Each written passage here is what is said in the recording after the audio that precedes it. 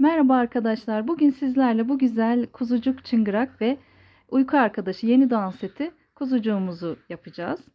Öncelikle malzemelerimizi tanıtayım size. Ben krem rengi Gazzal X Large kullandım arkadaşlar. Şu şekilde Gazzal X Large Baby Cotton. Kahverengi ipimde ise hatta rengi koyu bej diye geçiyor. Onda da Peria X Large kullandım. İkisi de X Large'tır. Tığ numaram ise şu şekilde 2,5 milim tulipin tığını kullandım arkadaşlar. Elyafımız, içerisinde kullandığım çıngırağımız var arkadaşlar. Halkamız, kurdelemiz. Dilediğiniz kurdeleyi seçebilirsiniz. Size santimlerini de hemen ölçeyim. Bakın ayaktan itibaren tam kulağı saymazsak 25 santim. Kafadan itibaren 25 santim arkadaşlar. Çıngırağımız ise şöyle sayalım. Yaklaşık 15 santim arkadaşlar. 14-15 santimde çıngırağımız. Ben halkanın boyutunu vesaire videomun içeriğinde belirtiyorum sizlere. Bu şekilde arkadaşlar. Videomda birçok ses oldu. Şu anda olduğu gibi. Benim özel bir çocuğum var. İlk videolarımda anlatmıştım. Kusura bakmayın. Hakkınızı helal edin. Maalesef demeyeyim. O benim altın kelebeğim. Videolarda sesi çıkıyor arada. Kusura bakmayın lütfen. Bir de bana 1 dakikanızı ayırırsanız size guarana kahveden bahsedeceğim. Az önce içtim, hatta çekmeyi unuttum. Bu guarana kahve arkadaşlar, ben home bitkisel yapmaya başladım. Pek de inancım yoktu açıkçası. 30 adet bu guarana kahvelerden söyledim. Çekmeceme attım, duruyordu. Sevgili eşim benden habersiz bu bütün kahveleri içmiş. Ama adam 5 kilo verdi. İştahı yok. Her zaman öğlen işe giderken, yani okula giderken, öğretmen kendisi, muhakkak yemeğini yemeden gitmez. Adam yemek yemiyor vesaire. Ya ne oldu sana? Hasta mısın? Niye böylesin? Niye zayıfladın falan diyorum. Benim zayıflamam lazım. Ben bir sürü kahve aldım. Dedi ki ben o kahveleri içtim. Aa dedim, yani gerçekten çok pişman oldum içmediğime. Bana 2-3 tane bırakmış sağ olsun. Hemen tekrar siparişimi verdim. Bütün kahvelerimi içeceğim. Eşim de bizzat deneyip test etmiş olduk. Tavsiye ediyorum arkadaşlar. Guarana ve bromelain kahvelerden aldık biz. İkisini karıştırmış içmiş hatta. İkisi de iştah azaltıcı, ödem atıcı, bir sürü özelliği var. Bunları ben size yine Instagram'dan da anlatacağım arkadaşlar. Açıklama kısmını da link atacağım. Linkten de satın alabilirsiniz. Home Bitkisel'e üye olup kendiniz de bu ürünleri daha uyguna alabilirsiniz arkadaşlar. Üye olmak isterseniz yine bana mesaj atmanız yeterli. Şimdi videomuza başlayalım. Teşekkür ederim. Şimdi bacak tarifimize devam ediyorum. Sihirli halkamızın içerisine şu şekilde 6 tane sık iğne yapıyorum. 1 2 3 4 5 6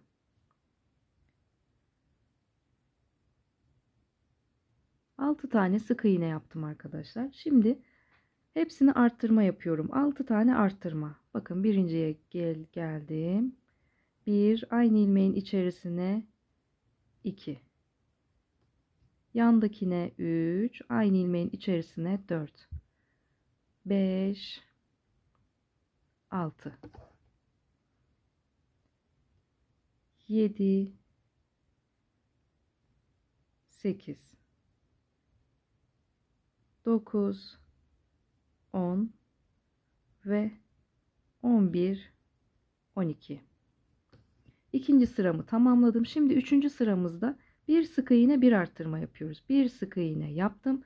Yanındakine bir tane arttırma yapıyorum. Aynı ilmeğin içerisine çift batıyorum. Bu şekilde sıra sonuna kadar 6 kere tekrarlayalım. Bir sık iğne, bir arttırmayı 6 kere tekrarladım. Sıramın sonuna geldim. Bakın sıramın sonuna geldiğini nereden anlıyorum? Şurada çizgim oluşuyor. Arttırma çizgim. Buradan anlayabilirsiniz. Eğer anlayamıyorsanız hemen buraya bir ilmek belirleyici takalım. Üst sıraya bu şekilde devam edelim. Şimdi 2 sık iğne, 2 tane tek batacağız, bir tane arttıracağız. Dördüncü sıramıza geçtik. 1 2 sık iğne yaptım. Bakın burada bir çizgim oluşmuş zaten arttırdığım için. Tekrar aynı ilmeğin içerisine çift battım. Bunu 6 kere yine tekrarlayalım. 1 2 sık iğne ve bir tane arttırıyorum. 1 sık iğne, 2 sık iğne, üçüncüyü bir tane arttırıyorum. Bunu sıra sonuna kadar 6 kere yine tekrarlayalım. Evet, sıramızın sonuna geldik. İlmek belirleyicimi bir üste taşıdım. Hemen şöyle düzeltelim. Bakın kaçıncı sırada olduğumuzu da bu şekilde sayabilirsiniz. 1, 2, 3, 4. sıradayız. 4. sıramızı bitirdik. 5. sıramızdayız. 5, 6, 7, 3 sıra düz öreceğiz arkadaşlar. Bu şekilde her ilmeğe tek batacağız. Bu şekilde 3 sıra öreceğiz. Ve sıra sonunda buluşacağız.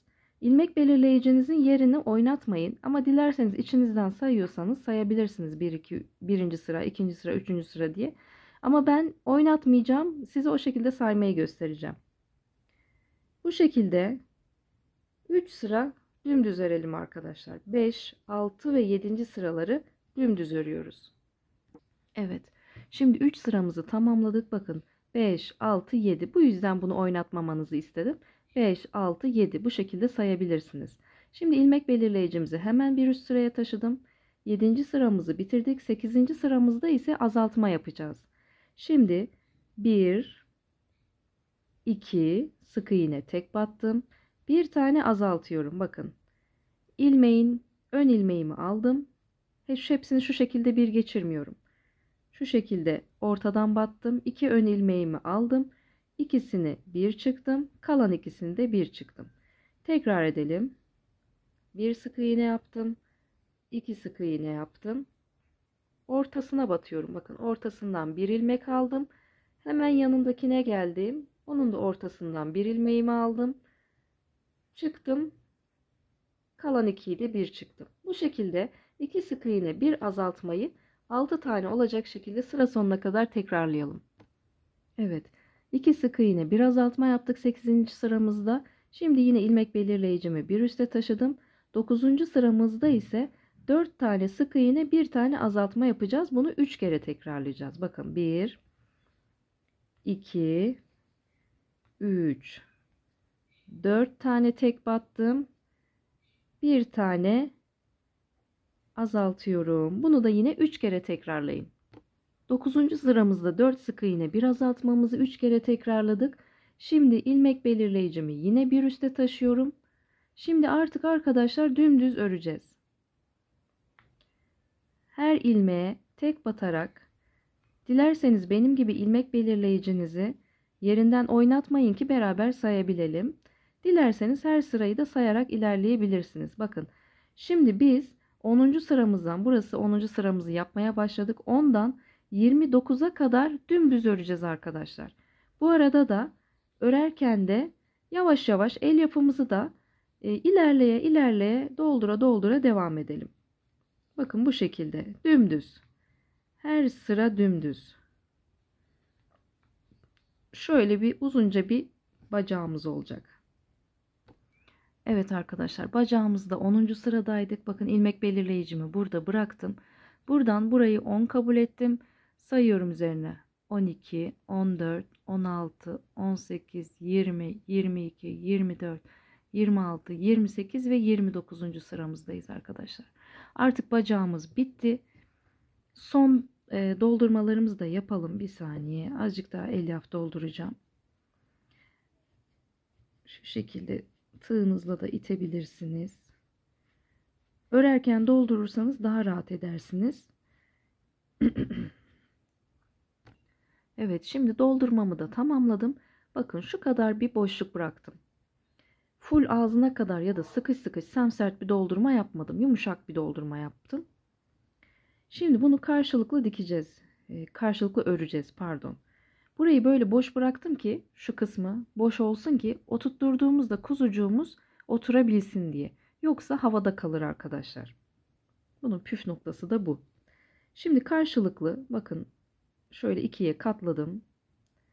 Bir buradan, bir buradan bu şekilde öreceğim. Bir, şu şekilde bakın ikisini de geçtim. 2, 3, 4, 5, 6.'yı aldım. Bakın şu ilmeğimi bu ilmeğimden geçirdim. Bir tane de şu şekilde yaptım ve keseceğim. Bu şekilde kestim. Bu ipimi de şuradan aradan geçirdim. Şu şekilde gizliyoruz. İlmek belirleyicimizi de çıkaralım. Birinci bacağımız tamamlandı. İkinci bacağımızı da tamamlayın. İkinci bacağınızı tamamlarken ipinizi daha uzun bırakabilirsiniz dikmek için arkadaşlar. Dilerseniz ayrıca bir ip de alıp dikebilirsiniz. İster bakın şimdi istediğim gibi şekil vereceğim. İster böyle yandan dikeceğim, ister bu şekilde alttan dikeceğim. Onu birlikte karar verelim. Şimdi arkadaşlar kolumuzun diğerini bir eşini yapalım. Yine sihirli halkamı oluşturdum. İçerisine 6 tane sık iğnemi yapıyorum. 2, 3, biraz kısalttım. 4, 5 ve 6. Bu şekilde sihirli halkamı iyice kapattım. Bir yuvarlak oluşturdum. Yine çift batıyoruz. Her sık iğnemizi çift dolduracağız. 1 ve 2 aynı ilmeğin içerisine. Bir yandakine 3 ve 4. Bir yandakine 5 ve 6. 7 ve 8. 9 ve 10. Bir yandakine 11 ve 12. 12 tane sık iğne elde ettik. İkinci sıramızdayız. İkinci sıramızı tamamladık. Üçüncü sıramızda ise ilmek belirleyicimi taktım. Bir sık iğne bir arttırma olarak hemen yanındakinden devam ediyorum. Bir sık iğne yaptım. Bir tane arttırma yapıyorum. Aynı ilmeğin içerisine çift batıyorum. Bunu sıra sonuna gelene kadar 6 kere tekrarlayalım. Bir sık iğne bir arttırmamı 6 kere tekrarladım. İlmek belirleyicimi bir üst sıraya çıkardım arkadaşlar. Şimdi 3. sıramızı tamamladık. 4, 5, 6'yı ise bacakta olduğu gibi dümdüz örüyoruz. İlmek belirleyicim burada sabit kalsın yine sayabilmemiz için. 4, 5 ve 6. sıraları dümdüz örelim. Yani şurası çevremiz 18x. 18 çarpı 3 diyeyim size. O şekilde yapalım.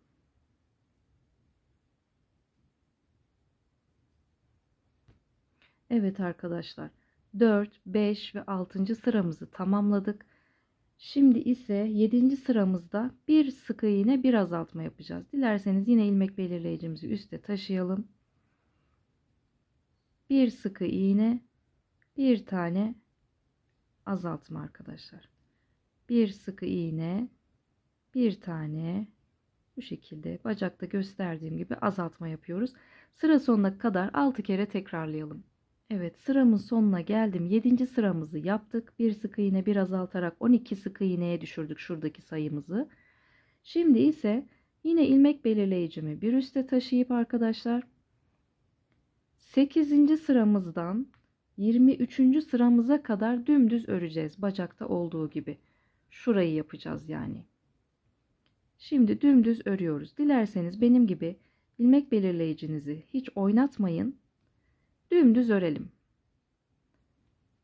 Dümdüz ördükten sonra en son sayalım arkadaşlar. Bu şekilde her sık iğneye tek batıyorum. 23. sıramızda buluşalım.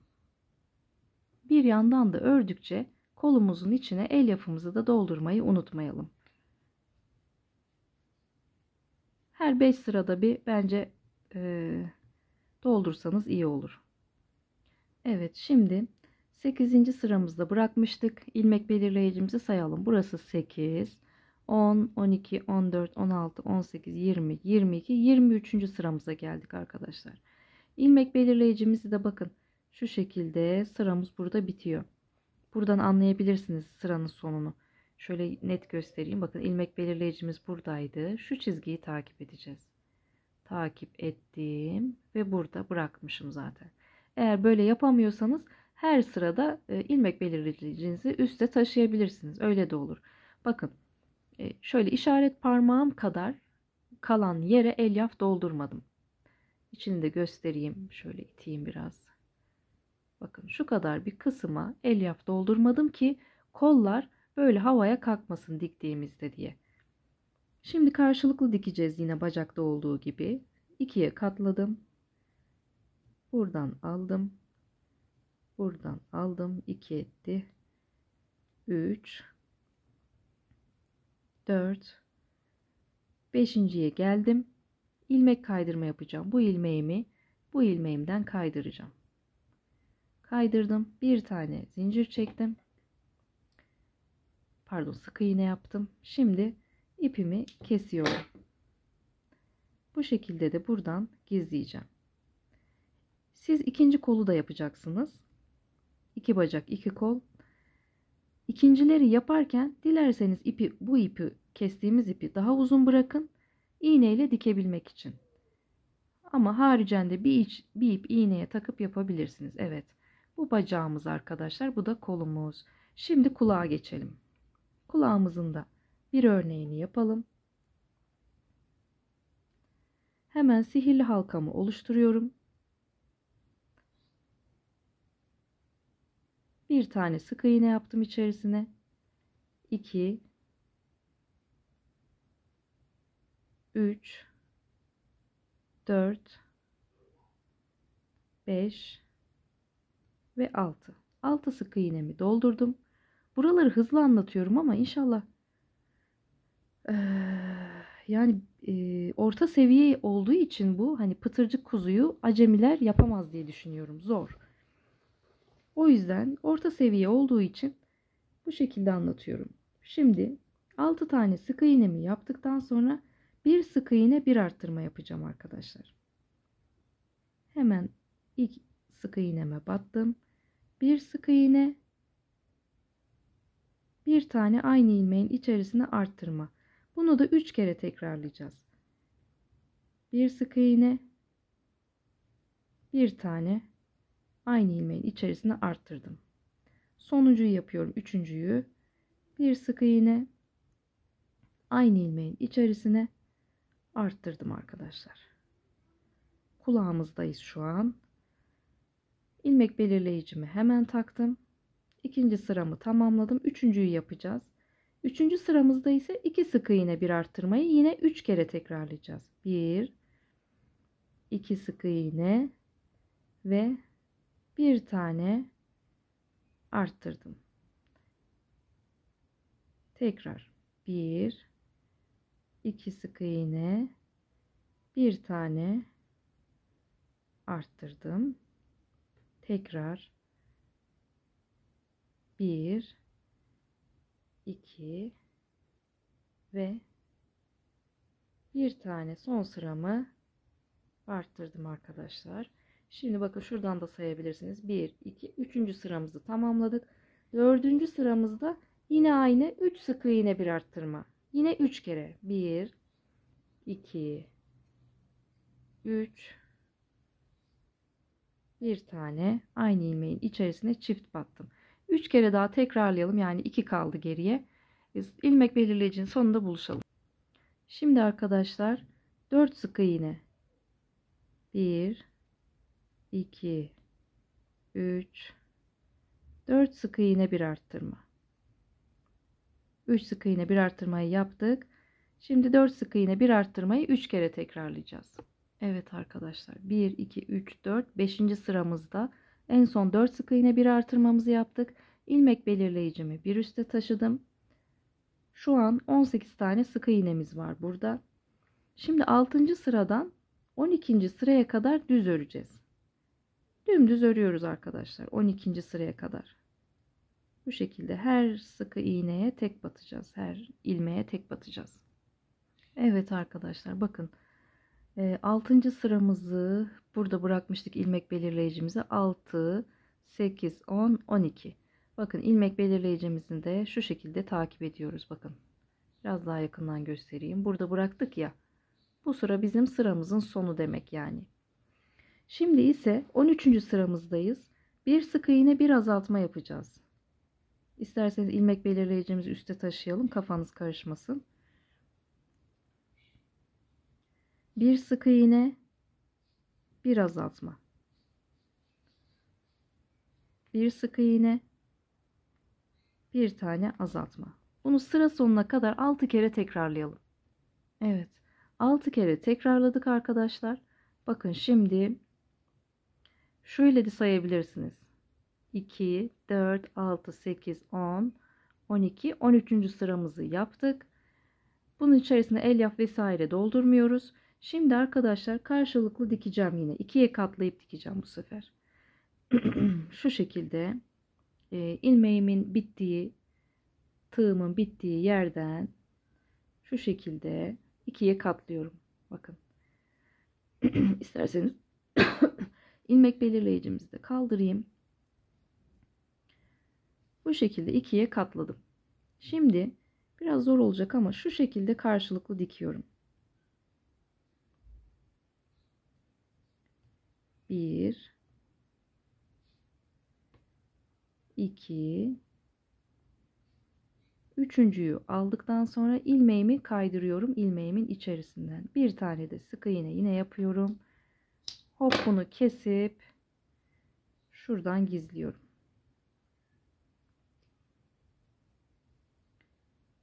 Şu şekilde yine tekrar aralardan geçirelim. Evet, kulağımız hazır. Bunu da bu şekilde dikeceğiz. Ve arkadaşlar yine ikinci kulağınızı yaparken ipinizi kestiğiniz parçayı daha uzun bırakırsanız iğneyle dikme şansınız olur. Bir bacak, bir kol ve bir kulağımız tamamlandı. Evet arkadaşlar, şimdi kafa yapımıyla devam ediyoruz. Kafaya burundan başlanılıyor arkadaşlar. O yüzden öncelikle kahverengi ipimi aldım. Bu şekilde sihirli halkamı yapıyorum. Burundan itibaren yapacağız arkadaşlar kafamızı. 1 2 sihirli halkamın içerisine 6 tane sık iğne yapacağım. 3 4 5 ve 6 tane sık iğnemi yaptım. Çekiyorum halkamı, sıkıştırdım. Şimdi 6 kere arttıracağım. Her ilmeği arttıracağım yani. Aynı ilmeğin içerisine çift batıyoruz. 2 bir yandakine 3 aynı ilmeğin içerisine battım. 4 bir yandaki 5 aynı ilmeğin içerisine battım. 6 7 8 9 10 11 ve 12. Hemen ilmek belirleyicimi buraya takıyorum. İkinci sıramızı yaptık arkadaşlar. Şimdi üçüncü sıramızda bir sık iğne bir arttırma yapıyorum. Bakın hemen yandaki ilmeğime bir sık iğne yaptım. Onun yanındakine ise aynı ilmeğin içerisine 2 tane dolduruyorum. Tekrar 6 kere tekrarlayalım. Bir sık iğne bir arttırma. Sıramızın sonuna kadar 6 kere bir sık iğne bir arttırmayı tekrarlayalım. Şimdi 3 sıra yaptık arkadaşlar. 4. sıramızda ise 2 sık iğne bir arttırma yapıyoruz. 2 tane tek battım. Üçüncüyü çift batıyorum. İçerisine 2 tane dolduruyorum. Tekrar yapalım. 1 tane tek battım. 2 tane tek battım. Üçüncüyü arttırıyorum. İçerisine aynı ilmeğin içerisine çift battım. Bu şekilde 2 sık iğne bir arttırmamızı sıramızın sonuna gelene kadar tekrarlayalım. 2 sık iğne, bir artırmamı tamamladım. 2, 4. sıramızı yaptık. Şimdi 5. sıramızda ise 3 sık iğne, bir artırma yapacağız. 1, 2, 3 tane tek battım. 4.'yü arttırıyorum. 3 sık iğne, bir arttırmayı yine sıra sonuna gelene kadar 6 kere tekrarlayalım. 3 sık iğne, bir artırmamı da tamamladım. Şimdi ise arkadaşlar ilmek belirleyicimi bir üste taşıdım. 6 ve 7. sıralarımızı düz öreceğiz. Şu an 30 tane sık iğnemiz var halkamızın etrafında. Yani 30 30 60 60 sık iğne yapalım arkadaşlar. 1 2 3, her ilmeğe tek batıyoruz. 4 5 59 ve 60. 2 sıra 30'ar sık iğne yapmış olduk arkadaşlar. 6 ve 7'yi yaptık. Yine ilmek belirleyicimi bir üst sıraya taşıdım. Şimdi ise 4 sık iğne, bir artırma yapıyoruz arkadaşlar. 1 2 3 4. Şimdi bir tane aynı ilmeğin içerisine çift battım ve arttırdım. Şimdi ise 9 sık iğne yapıyoruz. 1 2 3 4 5 6 7 8 9 ve bir tane arttırdım. Yine 9 sık iğne, bir artırma yapıyoruz. 1 2 3 4 5 6 7 8 ve 9 ve bir arttırdım. 2 kere 9 sık iğne, bir artırma yaptık. Şimdi sıra sonuna kadar da düz öreceğiz. 1 2 3 4 ve 5. Evet arkadaşlar, şimdi 8. sıramızı tamamladık. 33 tane sık iğne elde ettik. İlmek belirleyicimi bir üst sıraya taşıdım. Şimdi her ilmeğe tek batarak 33 sık iğne yapacağız. 1 2 3, yani sıra sonuna kadar dümdüz öreceğiz de diyebiliriz. Dilerseniz içinizden de 33 sayabilirsiniz. Evet, 33. sık iğnemi yaptım. 9. sıramızı tamamladık. 10. sıramızda ise yine ilmek belirleyicimizi bir üste taşıyalım. Pardon, hemen öne alalım. 10 tane sık iğne yapıyoruz. 1 2 3 4 5 6 7 8 9 ve 10. Şimdi bir arttırma yapıyorum. Hemen yanındakine bir tane arttırma yaptım. Şimdi 2 kere daha 10 sık iğne, bir arttırma yapın sıra sonuna kadar. Yani toplamda 3 tane 10 sık iğne, bir arttırmamız olacak. Evet, 10 sık iğne, bir artırma yaparak 3 kere 10. sıramızı tamamladık. 36 tane sık iğnemiz var şu anda. Şimdi 11. sıramıza geçiyoruz. Hemen bir üst sıraya geçtim.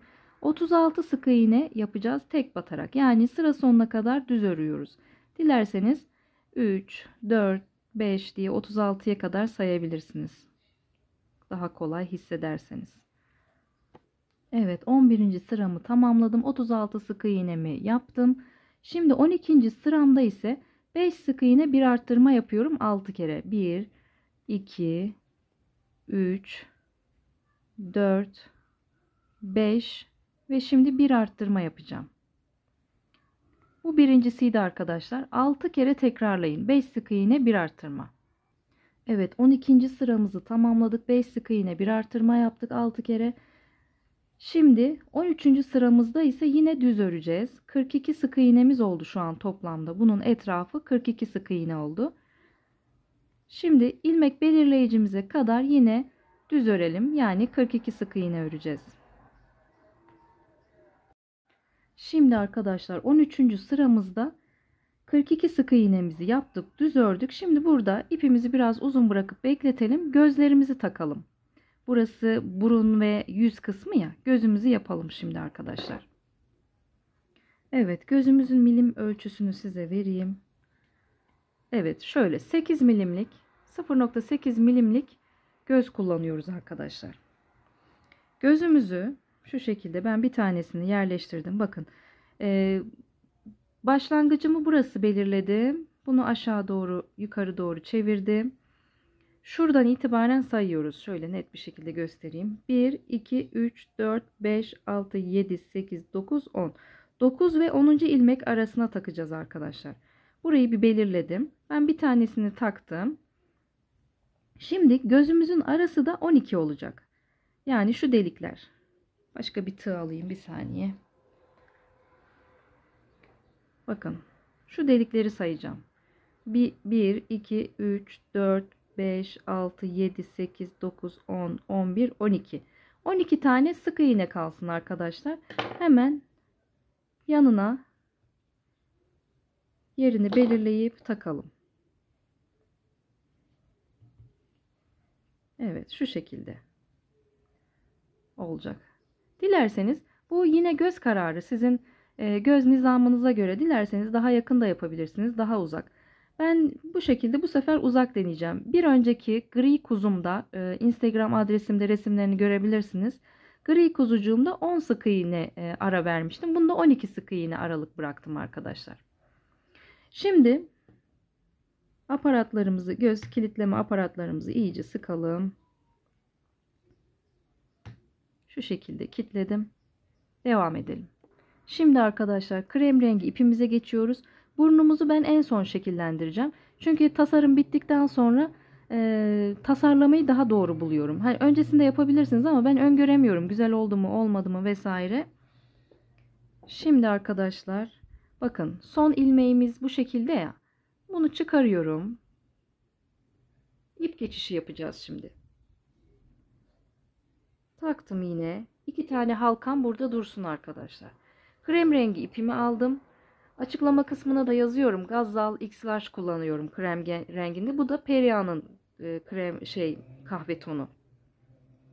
Hatta bej, koyu bej diye geçiyor sanırım. Bu şekilde ipimi aldım. Şuraya elimle tutturdum. Bunu da arkadan diğer parmağımla tutturuyorum. Sıkıyorum yani. Krem rengi ipimi geçirdim.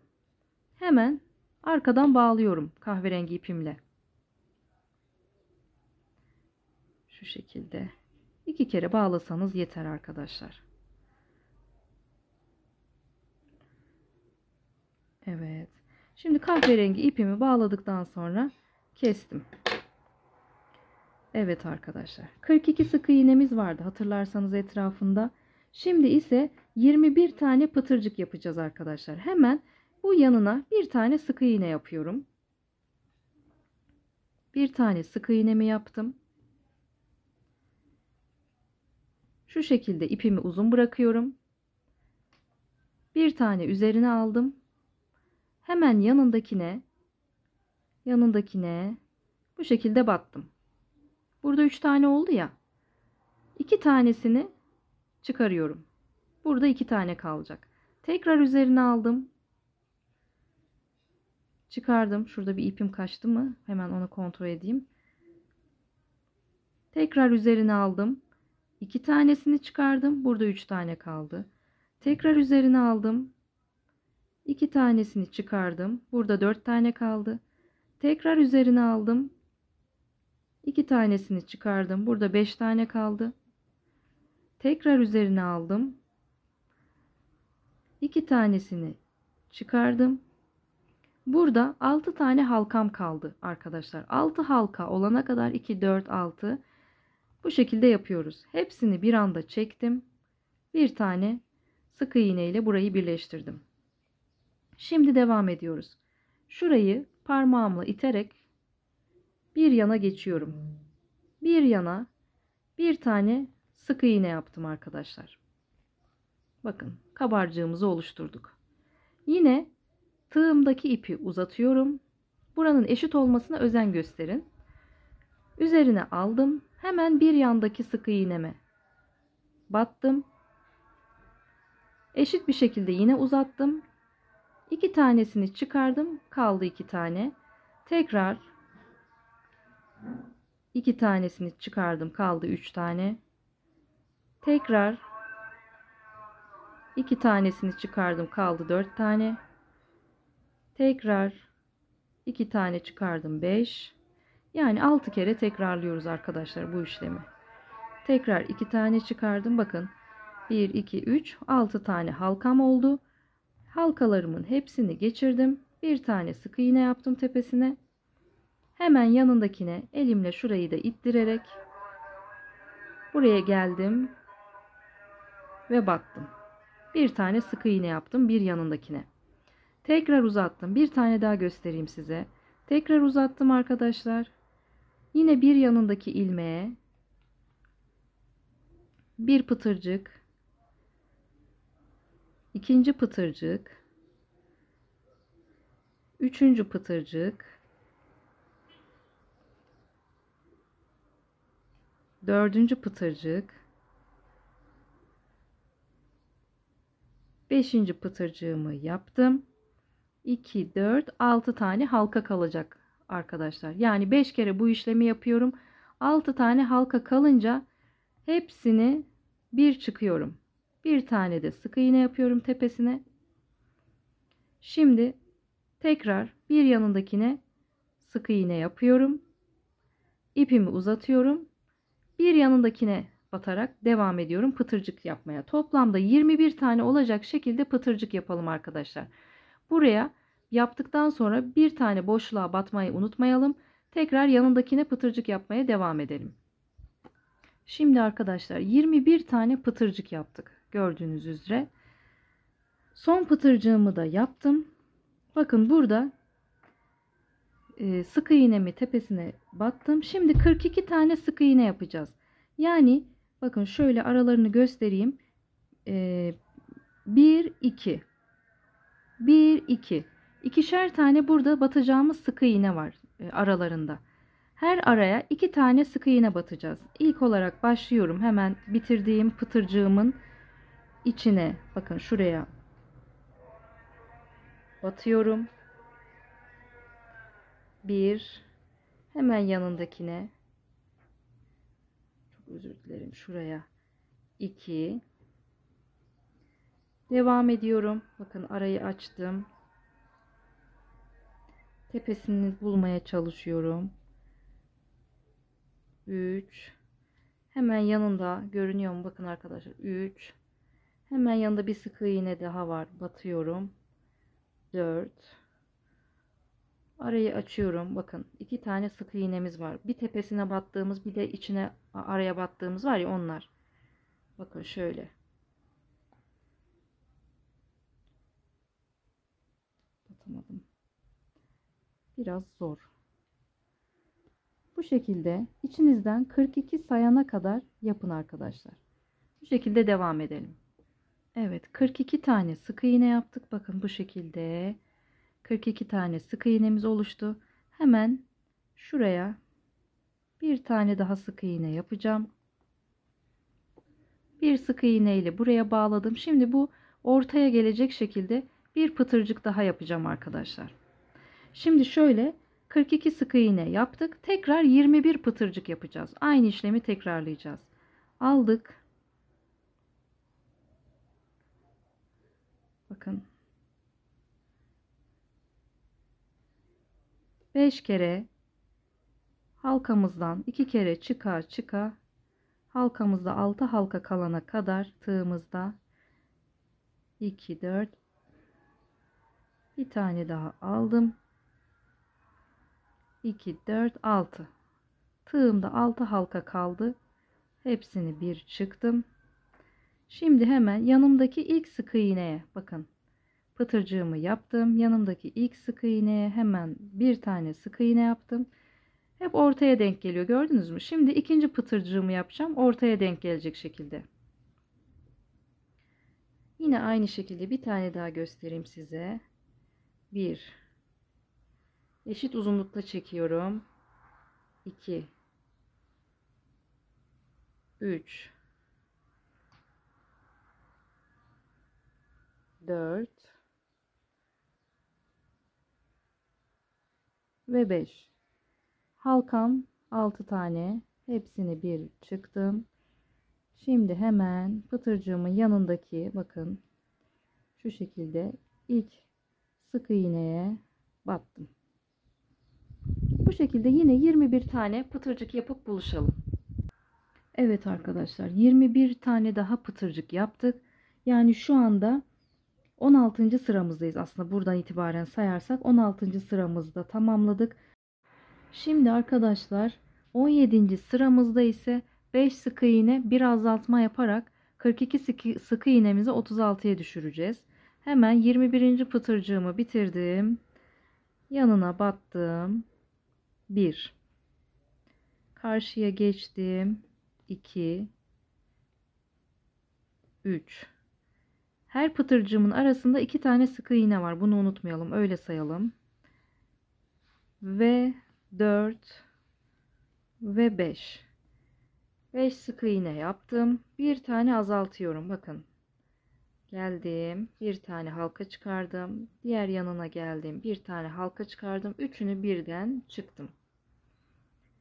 Tekrar diğer pıtırcığımın arasına geçiyorum. Bakın. 1 2. Diğer pıtırcığımın arasına geçtim. 3 4. Diğer pıtırcığımın arasına geçtim. 5. Burada bir tane daha kaldı. Bunu aldım. Diğer taraftan da bir tane aldım. Tam batamadım, bir dakika. Heh. Üçünü bir anda çıktım. Tekrar. Bakın, bunu aldık. Şurada bir sık iğnemiz daha var. 1 2 3 4 5. Diğer arama pıtırcığımın arasına geldim ve azaltıyorum. Halkama 3 tane çektim ve bitirdim. Şimdi 5 sık iğne, bir azaltmayı sıra sonuna kadar tekrarlayalım. 36 sık iğneye düşelim. Evet, şimdi 17. sıramızda 5 sık iğne, bir azaltma yaptık. Sık iğne sayımızı 36'ya düşürdük arkadaşlar. Şimdi 36 sık iğneye düşürdüğümüz için her araya bir pıtırcık yapacağımız için 18 tane pıtırcık yapıyoruz şimdi arkadaşlar. Şimdi son, bakın, her araya bir pıtırcık gelecek. Burada ben azaltma yapmıştım. Hemen ipimi uzunlaştırdım. Şuraya bir sık iğne yaptım. Azaltmamı yaptım ya arkadaşlar. Burada son azaltmamı yaptım. Bakın şurada bir sık iğne daha var. Bir sık iğne battım. Bir tane pıtırcık yapacağım. Tam araya denk gelecek pıtırcıklarımız. İpimi uzattım. Pıtırcık yapmayı biliyorsunuz ama tekrar göstereyim. 2 3 4 ve 5.'mi battım. 6 tane halka bıraktım. Çektim. Bir zincir çektim. Hemen diğer sık iğneme, bakın, batıyorum. Ve pıtırcığım ortadaki sık iğneme denk gelmiş olacak. Bu şekilde 18 tane pıtırcık yapalım. Evet arkadaşlar, 18 tane pıtırcığımızı tamamladık. Şimdi arkadaşlar 18 pıtırcığımızı yaptık. Bir sık iğne, bir azaltma yapacağız arkadaşlar. Şu şekilde. Pardon. Pıtırcık yapmayı ben hiç sevmiyorum. Bir sık iğne ve bir azaltma. Çok pardon. Bu şekilde sıra sonuna kadar devam edelim. Her pıtırcığın arasında 2 olduğunu unutmayalım. 2 sık iğne yani. Bir sık iğne, bir azaltma. Bir sık iğne, bir azaltma. Bu şekilde devam edelim. Evet, bir sık iğne, bir azaltmamı yaptım. 24 tane sık iğne kaldı arkadaşlar burada. Şimdi hemen devam ediyorum. Bakın burada bir pıtırcık yapma yerim var. 12 tane pıtırcık yapacağız şimdi ise arkadaşlar. Hemen yandaki pıtırcığıma batıyorum.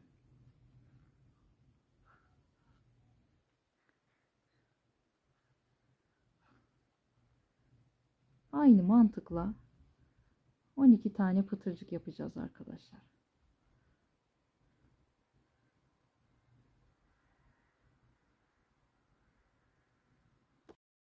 Şimdi arkadaşlar bir sık iğne, bir azaltma yaptık. 24 tane sık iğnemiz kaldı. Bir tane azaltmamı yaptım. Şuradakine bir tane sık iğnemi battım. Şimdi 12 tane pıtırcık yapacağız. Yine kaldığımız yerden devam ediyoruz. 12 pıtırcık. Bakın aynı şekilde bir yandakinden devam etmeye başladım.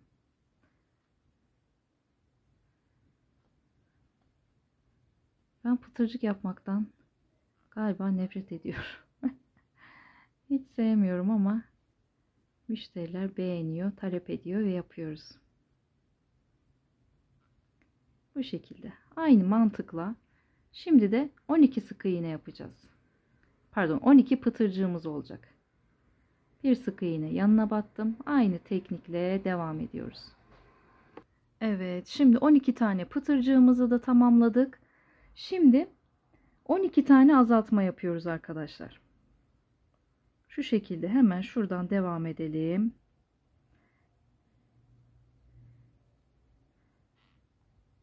Evet. Birinci azaltmamı yaptım. Her ara 2 sık iğne demiştim. İkinci sık azaltmamı yapıyorum. Tam 12 tane olacak. Üçüncü azaltmamı yapıyorum. Bu şekilde 12 olana kadar devam edelim. Evet, 12 tane azaltma yaptık. Yani 12 sık iğnemiz kaldı. Şimdi hemen pıtırcık yapımına yine devam ediyoruz arkadaşlar. Hemen yanındakine bir tane sık iğne yaptım. Şimdi ise 6 tane pıtırcık yapacağız. Bu arada tabii kafamızı dolduralım. Ben tabii videoyu durdur başlat. Bir oğlumu gönderdim, hazırladım, beslenme vesaire. Eşim kalktı, onun kahvaltısı vesaire hazırladım. Tekrar durdur videoyu. Şimdi ikinci oğlum tekrar o bir de gidiyor okula. Onu hazırladım, gönderdim. Ve tekrar oturdum. Kafam karışıyor arkadaşlar. El yapımızı dolduralım, unutmayalım.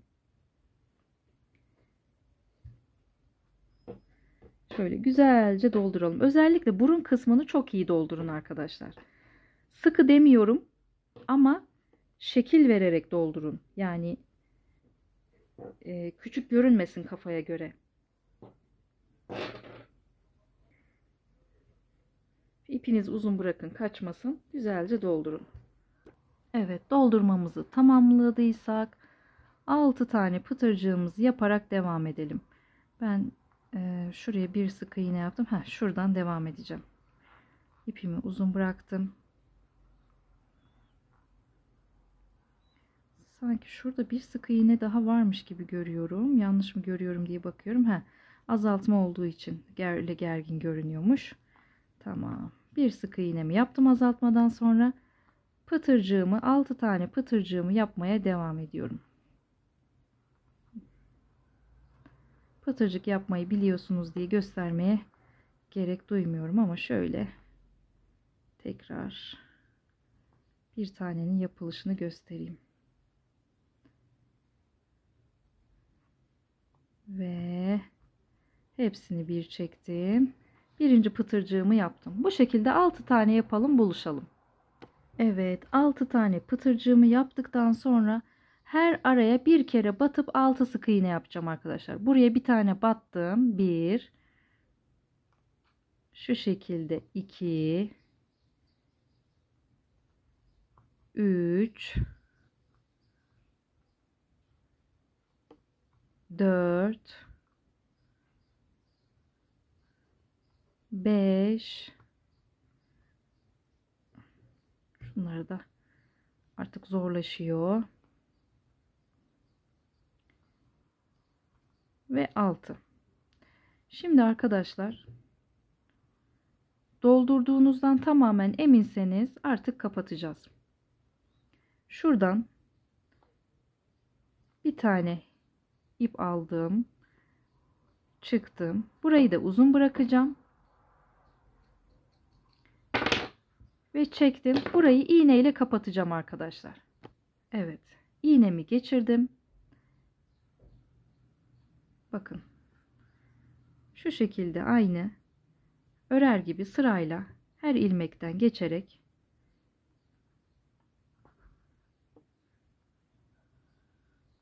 pıtırcığın dibinden aldım, dikkat ettiyseniz. Şu şekilde burayı kapatıyorum.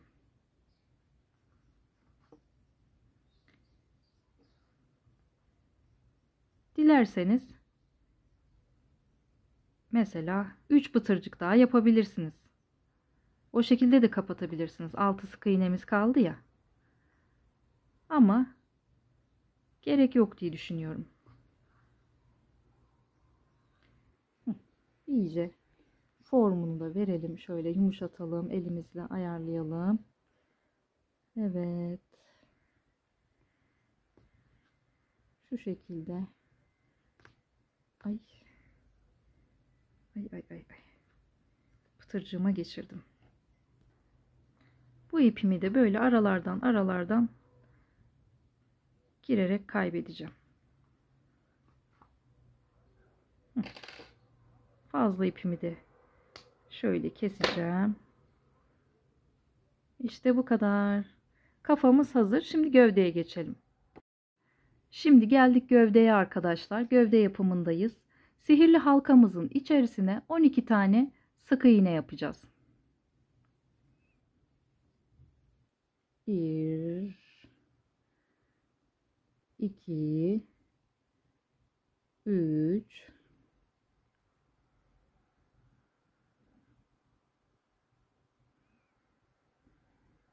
4 5 6 7 8 9 10 11 biraz daha küçülteceğim ve 12 tane sık iğne yaptım. İpimi iyice sıktım ve bir halka oluşturdum. Şimdi 12 sık iğnemi yaptım. 6 tane pıtırcık yapacağım arkadaşlar. Hemen karşıya bir tane sık iğne yapacağım.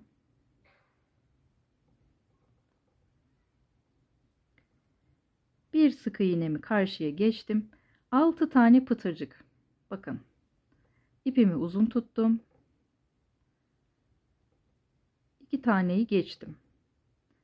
Tekrar uzun tuttum. 2 tane daha geçtim.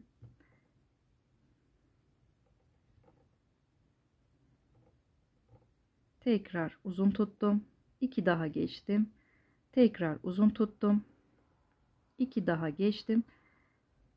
2 4 5 oldu halkam. Şimdi 5. kere yapıyorum. 2 tane geçtim. 2 4 6 tane halkam olunca hepsini bir çıktım. Bir yandakine hemen batıyorum. Birinci pıtırcığımız hazır. Bu şekilde 6 tane kafada olduğu gibi pıtırcık yapalım. 5. pıtırcığımdayım. Son pıtırcığımı da birlikte yapalım. Bakın bir yandakine batıyorum. Buraya bir sık iğnemi yapıyorum. Son kalan ilmeğime bu şekilde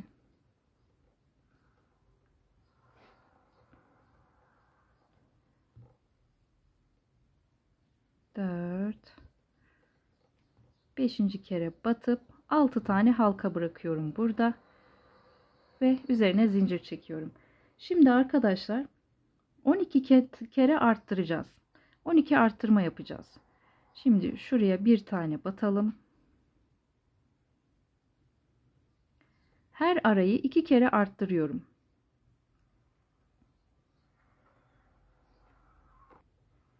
Her arada 2 tane var ya. Hepsini 1, Aynı ilmeğin içerisine 2. Bir yandakine 3. Aynı ilmeğin içerisine 4. 2 tane var ya burada arkadaşlar. Her 2'yi arttıracağız. Her 2 ilmeğimi de arttıracağız.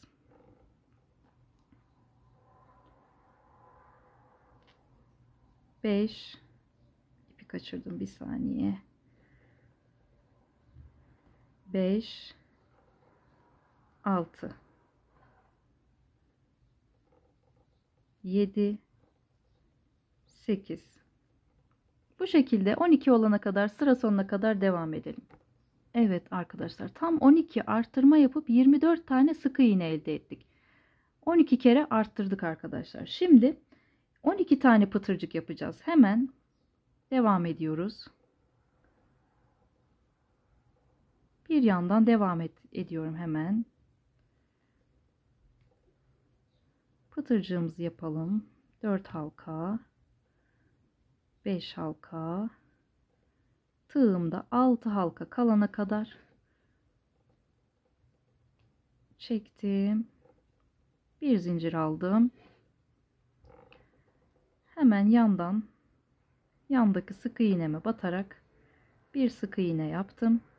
Tekrar pıtırcığıma devam ediyorum. Bu şekilde 12 tane pıtırcık yapalım arkadaşlar, sıra sonuna kadar. Evet, 12 tane pıtırcığımızı yaptık. Şimdi ise bir sık iğne, bir artırma yapacağız arkadaşlar. Bakın burada bir sık iğnem kaldı. Buraya bir sık iğnemi yaptım. Hemen yana,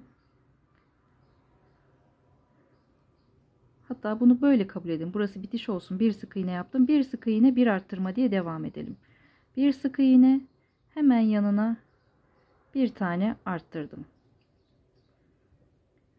Buraları 2 2 2 2 sık iğne, 2 sık iğne, 2 sık iğne. Her pıtırcığın arasında 2 sık iğne var. Bunu unutmayalım. Kafada da belirttiğim gibi. Bakın, bir sık iğne, bir arttırma. Çok mu yakın? Bugün zorlanıyorum biraz. Bir sık iğne, bir tane arttırma.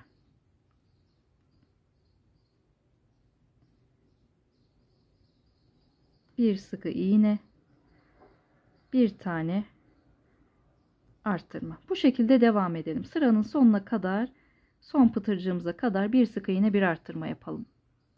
Bir sık iğne, bir arttırmamı tamamladım. Toplamda 36 tane sık iğneniz olması gerekiyor arkadaşlar.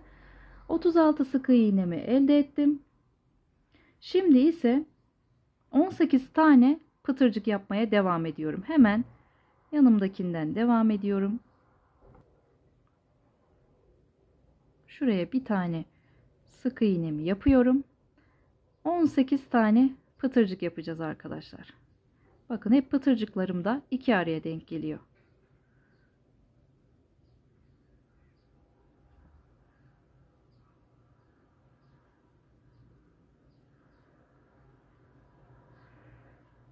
Bu şekilde ilkini birlikte yapalım.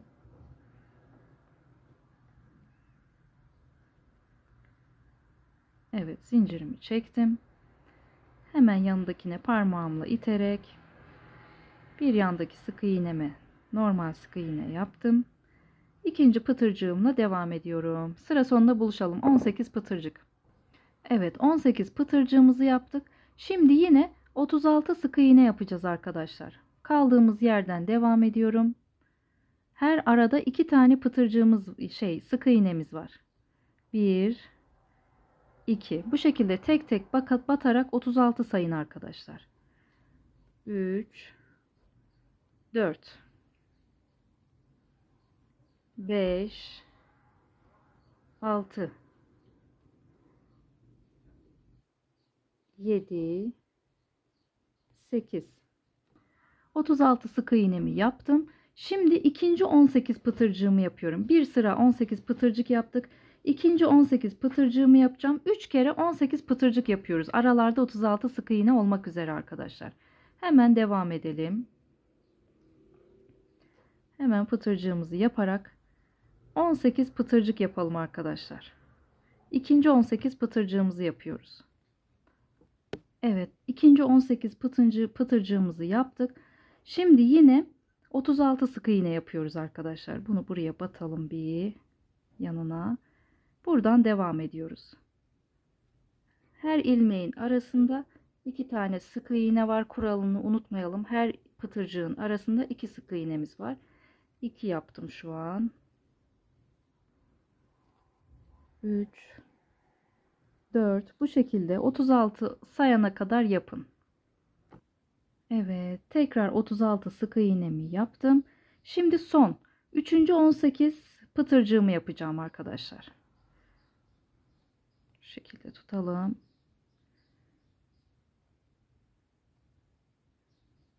Bu şekilde 4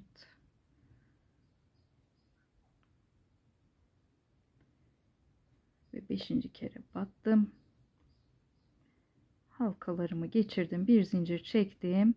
Bir yanındakine hemen battım. İkinci pıtırcığımı yapacağım. Şimdi üçüncü 18 pıtırcığım. Bir sıra 18 yaptık. 2 sıra 18 yaptık. Şimdi üçüncü 18 pıtırcığımızı yaptıktan sonra azaltmaya geçeceğiz. Bitirelim, buluşalım. Evet, 18 pıtırcığımızı yani üçüncü ve son pıtırcığımızı yaptık. Şimdi 4 sık iğne bir azaltma yapacağız arkadaşlar. Şu şekilde. Artık azaltmalara geçiyoruz. 1, 2, 3, 4. Şimdi azaltmamı yapıyorum. Her pıtırcığın arasında 2 sık iğne olduğunu unutmayın. Ona göre sayın. Bir tane daha yapalım. 1, 2, diğer araya geçiyorum. 3, 4 ve bir azaltma yapıyorum.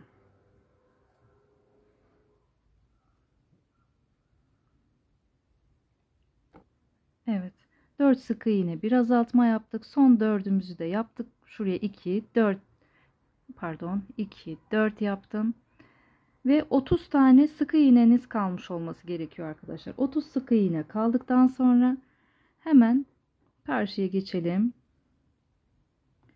Ve şimdi de 15 pıtırcık yapıyoruz. 15 tane pıtırcığımız olana kadar yapalım ve sıra sonunda beni bekleyin. Yine bir tanesini birlikte yapalım. 2, 4, 5. Halkamızda 6 kalınca tığımızda bitirdik. 15 tane pıtırcık yapıp buluşalım. Evet, 15 tane pıtırcığımızı yaptık. Şimdi ise 3 sık iğne bir azaltma yapacağız arkadaşlar. Hemen kaldığımız yerden devam edelim. 1, 2, 3 ve bir azaltma.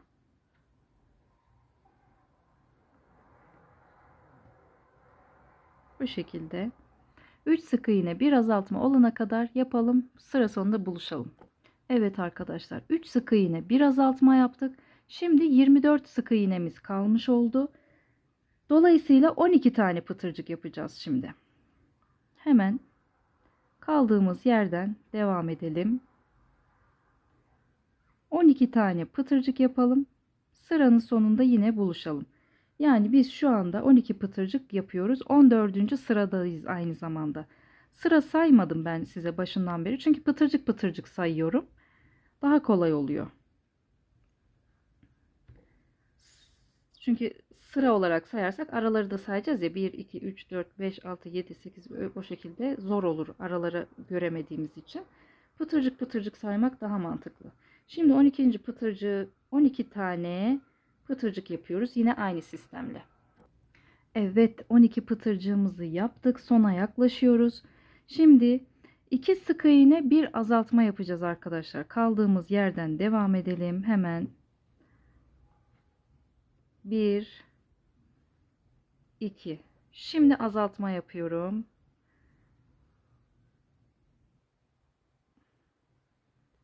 bir tane azalttım.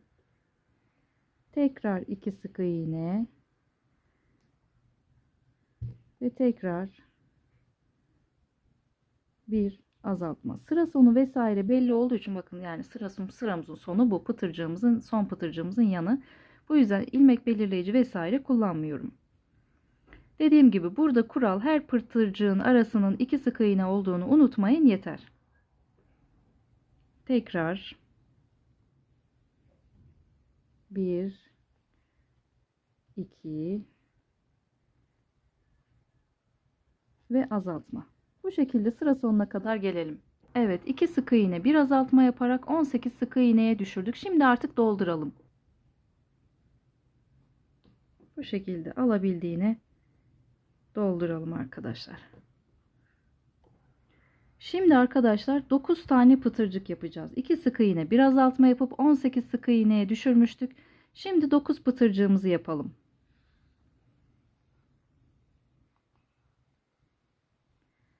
Dokuz pıtırcığı yapıp sıra sonunda buluşalım. Artık bitiriyoruz gövdemizi de. Tatlış tombiş gövdemizi. Çok yorucuydu. Ben şimdi mesela sabah 11 gibi başladım. Şu an saat 2 oldu. 2:20 geçiyor hatta. Birazdan oğlumu alacağım. Yarım günde oturup bitirebileceğiniz bir kuzucuk aslında. Tabii ben aralarda işimi yaptım ve video çekiyorum. Dur başlat vesaire. Siz daha kısa sürede bitirebilirsiniz. Evet, 9 pıtırcığımı tamamladım. Şimdi artık son kapatmaya geldik arkadaşlar. Doldurmalarınızı iyi yapın. Eğer eminseniz tam dolduğunu artık kapatalım arkadaşlar. Şimdi 1 2, her araya bir tane batıyorum. 3 4 5 6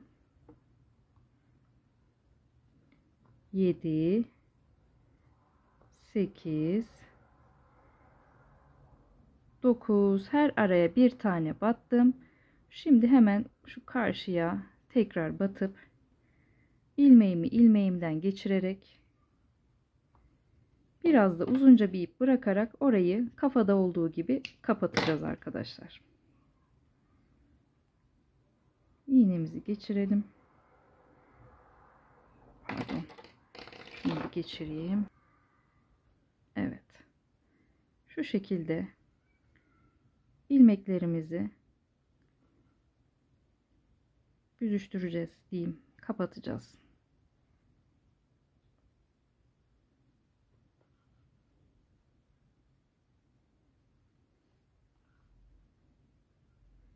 Ben artık yoruldum. Böyle elim aşağı düşüyor. Kusura bakmayın. Kesintisiz bunu yapmaya çalışıp bir de ev işlerini halletmeye çalışıyorum bir yandan. Acayip yoruldum bugün. Hava da sıcak. Şöyle karşılıklı iyice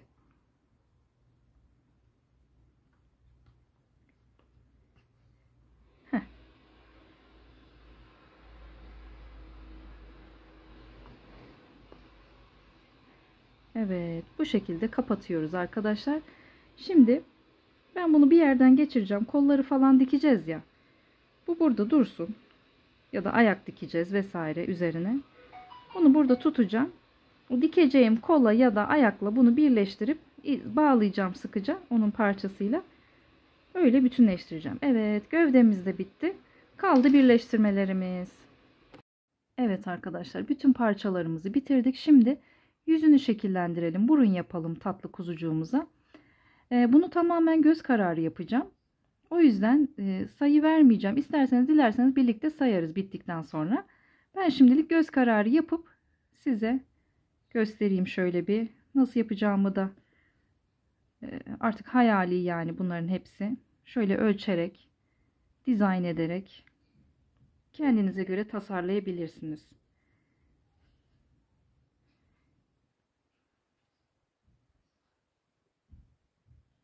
İlk başta pembe iple denedim mesela. Pembenin güzel durmadığını düşündüm.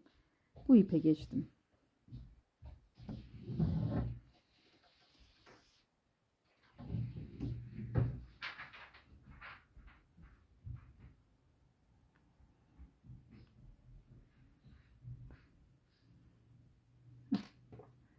Şunu da şuradan çıkarırsak.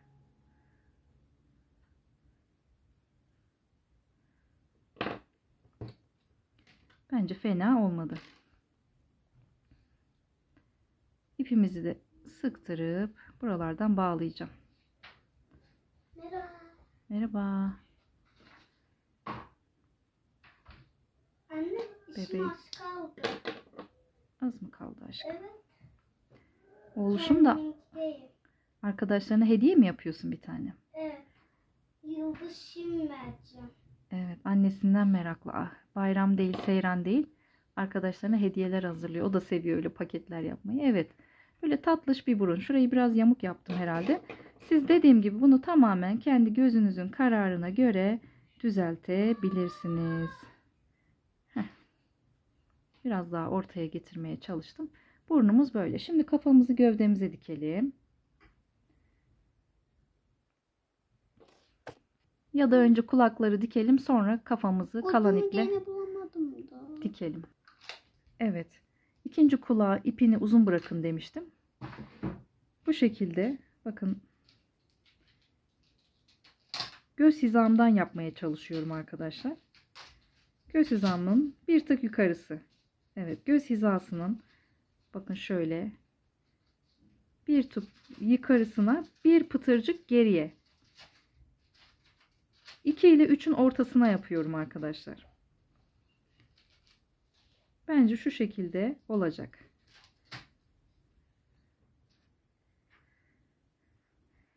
Haydi bismillah diyelim.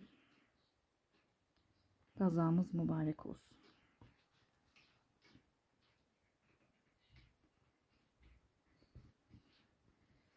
Haftaya da işe başlıyorum. Bir önceki videomda bahsetmiştim. Hatta ilk videom olabilir. İstifa edeceğimden bahsetmiştim. Kayroş'um çok şükür iyiye gidiyor. Özel eğitimde de bir sıkıntı yaşamıyoruz. Babası da öğretmen. Yazın babası bakacak çocuklarıma. O yüzden yaz dönemi de çalışmaya karar verdim. Bir süre daha çalışacağım. O yüzden bir şeyler yapamayabilirim burayı için. Evet. Böyle bir tatlış kulak. Hemen karşıya geçeceğim. İkincisi için.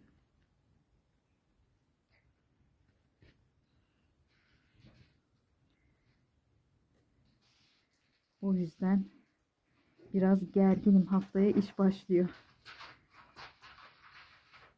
Gerginliğim sevmediğimden değil. İnsan sanki yine de ilk defa işe başlayacakmış gibi. Çünkü 6 aydır ücretsiz izindeyim. Özel bir evladım var. O yüzden izne ayrıldım. Onun eğitimi ilgilenebilmek için. Çok da faydalı oldu. Bu 6 ay bizim için çok yararlıydı. Evet, şimdi kulaklarımızı buradan diktik ya. Şuradan da ipim arttı. Boyuna geçeceğim.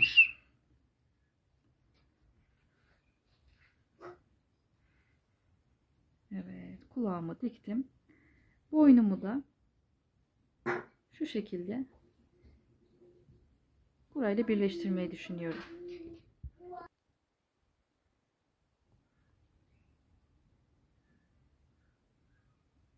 Pıtırcıkların arasından dikeceğim. Kahverengi ipim dolayısıyla dışarıdan görünmeyecek.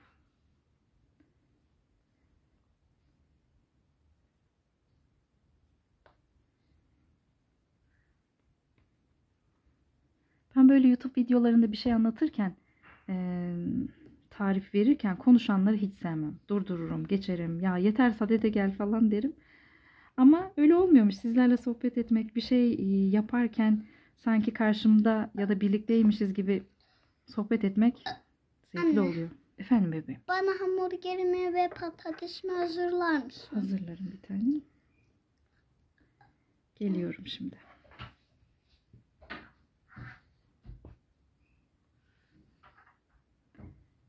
Bu ipimi de burada bırakıyorum. Kolu diktikten sonra belki bacaklarda yine ihtiyacım olur diye.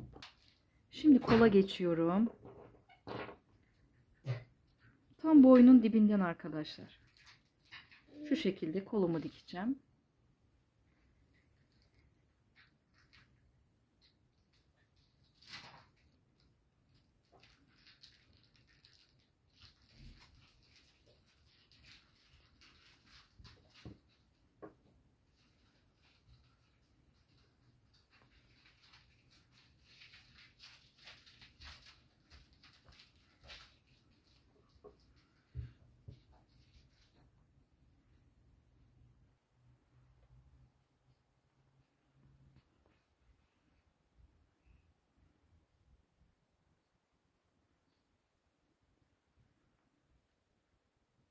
Bir tanesini bu şekilde size göstereyim.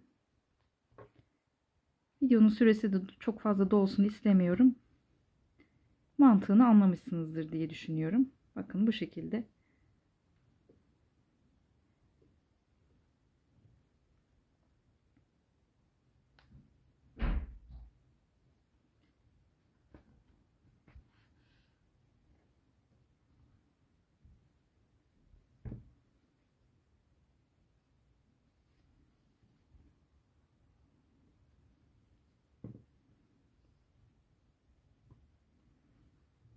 Karşıya da bu şekilde geçiyoruz. Bu kolda böyle dikelim.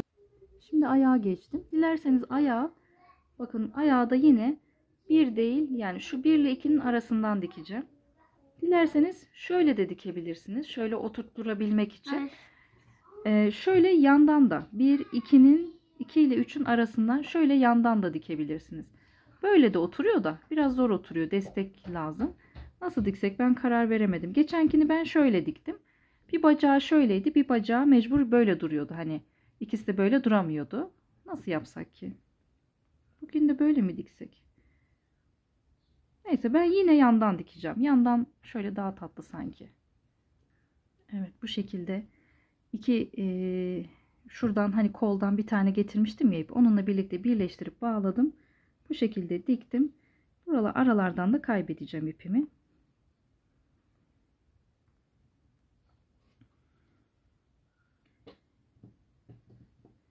Çekim içinde kusura bakmayın. Bugün öyle yoruldum ki. Çocuğu okuldan al getir. Kavgası, dövüşü. O ona vurmuş, bu buna vurmuş. Ne zormuş ya. Biz henüz anaokulundayız tabi. Ama işin ilginç yanı 2 kere anaokuluna gitti benim oğlum. Büyük oğlum. Hiç bir sıkıntı yaşamamıştık çok şükür. Abimi. Bu okulda enteresan şeyler dönüyor. Ya da veliler abartıyor, bilmiyorum. Ben duymadım, görmedim.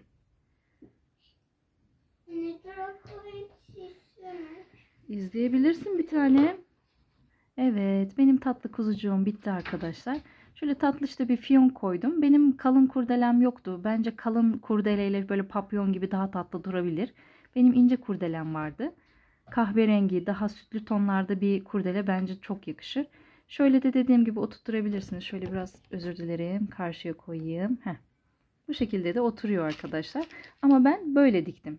Yandan diktim bacaklarını. Siz dilerseniz dikey yaparsanız da şöyle de rahat oturur. Böyle oturamıyor tam, gördüğünüz gibi bir bacağı şöyle koymanız gerekiyor.